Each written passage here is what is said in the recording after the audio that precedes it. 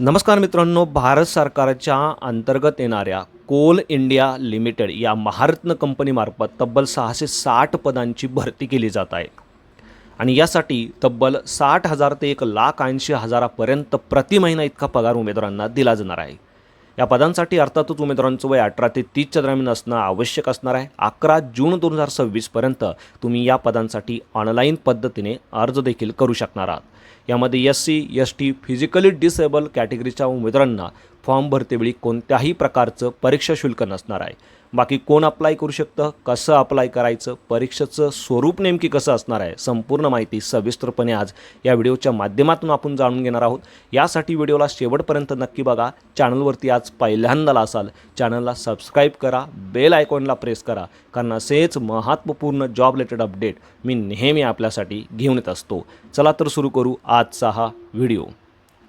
नमस्कार मित्रांनो, जसं की तुम्ही अधिकृत PDF बघू शकता, भारत सरकारच्या अंतर्गत येणाऱ्या कोल इंडिया लिमिटेड यांच्यामार्फत ही पदभरती केली जात आहे। महारत्न अशी ही कंपनी आहे आणि या कंपनीमार्फत मॅनेजमेंट ट्रेनी पदांची ही बंपर अशी भरती केली जात आहे। तब्बल 660 पदांची ही भरती असणार आहे, ज्यासाठी महाराष्ट्रातील उमेदवार देखील ॲप्लिकेशन करू शकणार आहात। यामध्ये 12 मे 2026 पासून 11 जून 2026 या कालावधीमध्ये उमेदवारांकडून ऑनलाईन पद्धतीने अर्ज मागवले जात आहे। यासाठी उमेदवारांनी सर्वप्रथम www.coalindia.in या अधिकृत संकेतस्थळावरती जाऊन अर्ज करणं आवश्यक असणार आहे। वेगवेगळ्या डिसिप्लिनमध्ये ही भरती जी आहे ती केली जाणार आहे। यामध्ये civil, electrical, mechanical, system, electronic and telecommunication, geology, industrial engineering, Rajya Sabha आणि कंपनी सेक्रेटरी अशा विविध डिसिप्लिनचा समावेश होतो। यामध्ये सिव्हिल, इलेक्ट्रिकल, मेकॅनिकल या डिसिप्लिनमध्ये जर तुम्हाला अर्ज करायचा असेल तर 60% गुणांसहित कोणत्याही मान्यताप्राप्त विद्यापीठाची पर्टिक्युलर इंजिनिअरिंगची पदवी तुमची उत्तीर्ण असणं गरजेचं असणार आहे। त्यानंतर सिस्टीम या पदासाठी म्हणजे या डिसिप्लिनसाठी तुम्ही फर्स्ट क्लास सहित BTech किंवा BSc इंजिनिअरिंग, कम्प्युटर सायन्स किंवा कम्प्युटर इंजिनिअरिंगमधनं किंवा IT पास असणं गरजेचं असणार आहे। या व्यतिरिक्त ज्या उमेदवारांनी फर्स्ट क्लास सहित MCAची पदवी घेतलेली आहे अशाही उमेदवारांना या डिसिप्लिनसाठी अर्ज करता येणार आहे।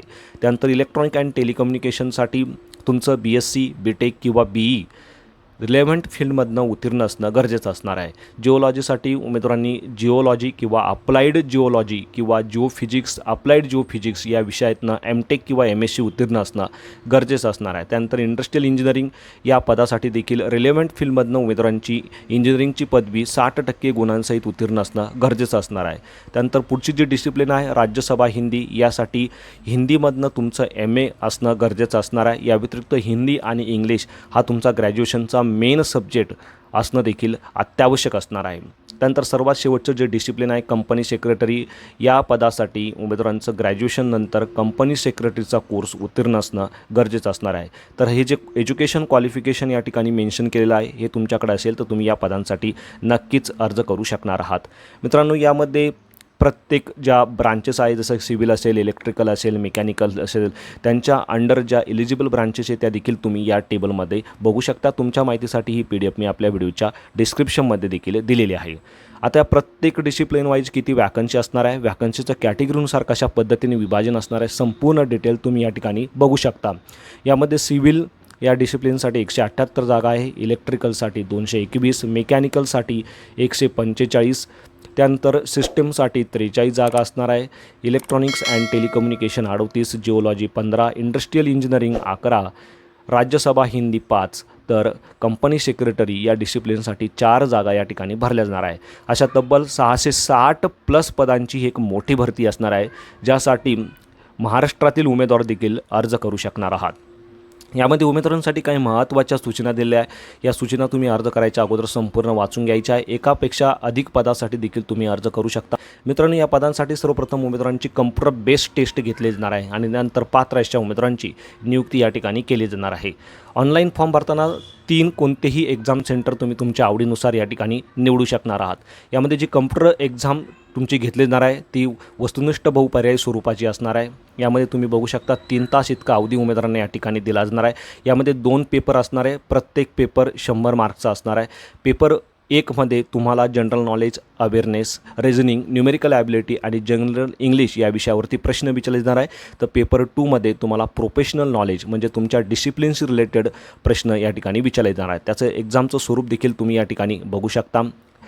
यामध्ये खाली गेल्यानंतर मित्रांनो तुम्ही बघू शकता, जे उमेदवार गव्हर्नमेंट सर्व्हिसमध्ये आहे किंवा ॲटोनॉमस बॉडी PSUमध्ये आहे, अशा उमेदवारांना नो ऑब्जेक्शन सर्टिफिकेट जॉईनिंगच्या वेळेस सबमिट करणं मात्र आवश्यक असणार आहे. यामध्ये मित्रांनो 1,180 रुपये इतकं परीक्षा शुल्क उमेदवारांना पे करायचं आहे. मात्र जर तुम्ही बघितलं SC ST फिजिकली डिसेबल किंवा जे कोल इंडियाचे कर्मचारी आहे, अशा उमेदवारांना मात्र कोणत्याही प्रकारचं परीक्षा शुल्क नसणार आहे.